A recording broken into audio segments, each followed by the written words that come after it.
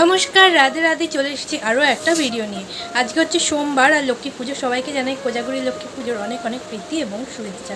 তো এখন দেখো ঘড়িতে প্রায় 11টা বাজতে যায়, আর কালকের থেকে আমাদের বাড়িতে লক্ষ্মী পুজোর প্রস্তুতি শুরু হয়েছে।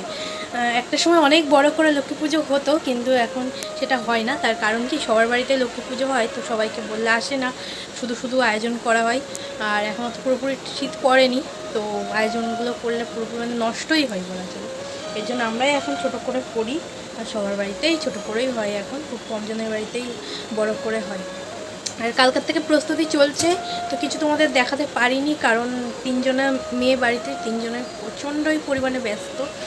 সকাল থেকেও তাই ছিলাম। তো এখন রেডি হয়েছি, রেডি হয়ে পরে ভিডিওটা অন করলাম। আর সকাল সকাল পিঁপড়ে আমাকে ভালোবাসা দিয়ে গেছে, আর কোথাও জায়গা পাইনি এইখানে। তো এরকম মুখে বা চোখে এরকম ফুলে গেলে প্রচণ্ডই অসহ্য লাগে আমার। আর সকাল সকাল অল্প স্বল্প রেডি হয়ে নিয়েছি।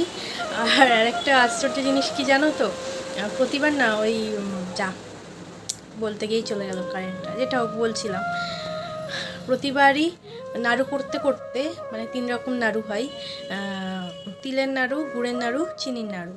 তো করতে করতে যতই সাবধানতা অবলম্বন করে করা হোক না কেন, নিচে একটা করে পড়েই। তো সবাই বলে সেটা বসুমাতা চান, এর জন্যই পড়ে, আর সেটা খেতে হয় আমাকে। তো সেটা যখন আমি খাই তো বলে যে মানে ঠাকুর লক্ষ্মী খাওয়ার আগেই বাড়ির লক্ষ্মী খেয়ে নিয়েছে। তো এই নিয়ে অনেকে অনেক রকম কথা বলে, বাট হবে হয়তো, কারণ মেয়েরাই তো লক্ষ্মী, তাই না? তো যাই হোক, এক্ষুনি চলে আসবে পুজো করতে, তখন তোমাদের দেখাবো। তার আগে চলো কেমন প্রস্তুতি হয়েছে সেটা দেখাই।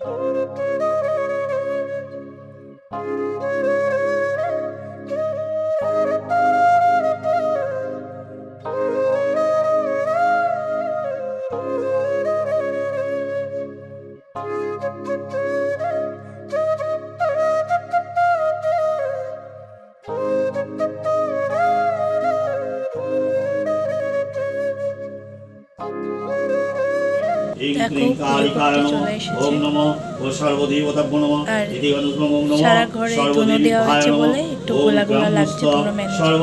দেব দেবী ভাই হুই নম নমঃ ইতি অনুষ্লুম নমঃ ওম আদিত্যাদি নবগ্রহ এখানে আলপনা দিয়েছে, সব উঠে গিয়েছে পায়ে পায়ে। ওম কাল্লাদি দশ মহাবিদ্যায় নমঃ ওম নমঃ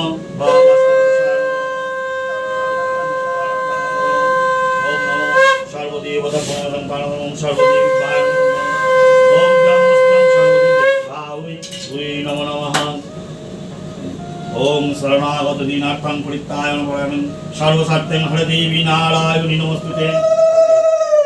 কালকে সকালে যেমন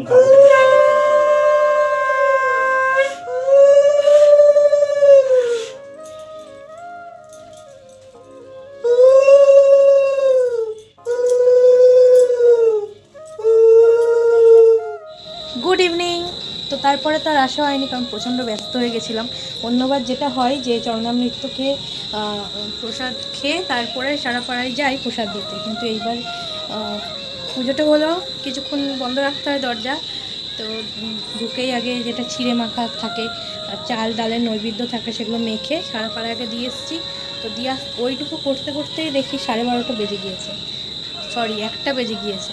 তো খাওয়া হয়নি, আর পুজো গেল। সবারই একচোট করে শরীর খারাপ হয়ে গেছে ভগবানের ইচ্ছায়। আমার হয়নি, আমার মনে হচ্ছে শুরু হচ্ছে, কারণ গলা ব্যথা, আর গলা ব্যথার সাথে শরীর অসহ্য লাগবে শরীরের মধ্যে, মানে খুবই খারাপ করছে। তো এখান থেকে না আটকালে আমার শরীর আরও বেশি খারাপ হবে, আর একবার যদি খারাপ হয় গোটা শীতকালটা চলবে। তো এখন আমি যাচ্ছি পাঁচালি করতে, পাঁচালি করবো, তারপরে ওর ডাক্তারের কাছে যাব। আজকে না করলেও কিছু করার নেই, আমার যেতেই হবে। তো চলো। দিল্লিতে বসতি তার যদুশেখ নাম, সতীসাধ্যী পত্নী তার পদ্মাবতী নাম। জগৎসের পুত্র তার বিদ্যান হইল, দিল্লীশ্বর শুনি তাহা তাহারে রাখিল। রাজসভা মাঝে শিশু শাস্ত্রলাভ করে, জ্ঞান দেখে দিল্লীশ্বর আনন্দবান করে। বাচ্চা বলে, হে জগৎ গুণমুগ্ধ আমি, যা চাহিবে তাহা দিব, কিবা চাহ তুমি। জগৎ শুনিয়া তাহা বলে দিল্লীশ্বরে, জিজ্ঞাসা করিয়া আমি আসিস জননীরে। জগৎ বিদায় লয়ে বাড়িতে আসিল, মাতার নিকট আসি জিজ্ঞাসা করিল। পদ্মাবতী শুনি বলে, শোনো রে বাচনি, সত্য কহিলা তুমি বলিবে যে বাণী, কোজাগরী পূর্ণিমা এ দিল্লি শহরে কেহ জ্বলিবে না আলো প্রতি ঘরে। জগৎ শুনিয়া তাহা বাচ্চা পাশে গেল, মাতার নির্দেশ মতো সকলেই বলিল। বাচ্চা সেই কথা শুনি ডাকাইল দূতে, জগতের সব কথা বলিল তাহাকে। কোজাগরী দিনে কেউ জ্বালিবে না আলো, যথাসতী পদ্মাবতী আনন্দিত মনে। জ্বালিল ঘৃতের বাতি কোজাগরীর দিনে, নিজে পদ্মাবতী থাকে দ্বার আগুলিয়া। হেনকালে লক্ষ্মী আসে করুণা করিয়া। লক্ষ্মী বলে প্রমিলাম, প্রতি ঘরে ঘরে কেহবাতি জ্বালে নাই আসে অন্ধকারে। শুনো শুনো বলি তোমার পদ্মাবতী সতী, তোমার ভবনে আমি করিব বসতি। দ্বার ছাড়ি দাও তুমি গৃহ মাঝে যাব, বসিয়া তোমার গৃহে বিশ্রাম লইব। পদ্মা কয় করজোরে এসেছো যখন, এক সত্য মোর পাশে করোনা মা এখন।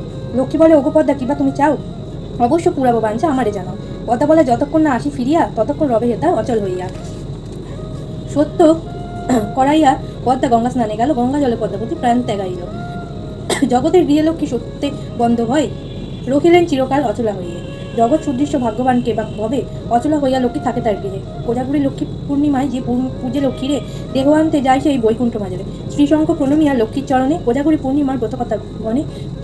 জগৎ সেটের পালা সমাপ্ত হইল, ভক্তি ভরে সবাই মিলে হরি হরি বলো।